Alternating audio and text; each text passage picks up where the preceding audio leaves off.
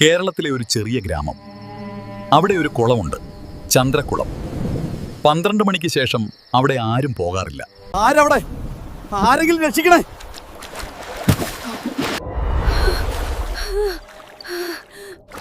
പിന്നെ ഞാൻ വിടില്ല.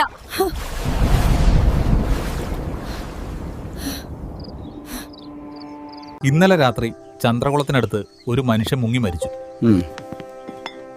അത് അപകടമായിരിക്കാം, അത് അപകടമല്ല. 30 വർഷം മുമ്പ് ദേവിക എന്ന പെൺകുട്ടി ഈ കുളത്തിൽ മരിച്ചു.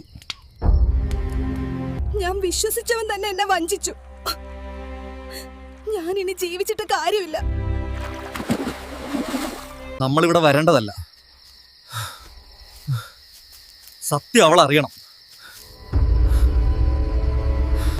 അർജുൻ, വെള്ളം കുലുങ്ങുന്ന എനിക്ക് പേടിയാവുന്നു. എന്റെ സത്യം എല്ലാവരും അറിയണം.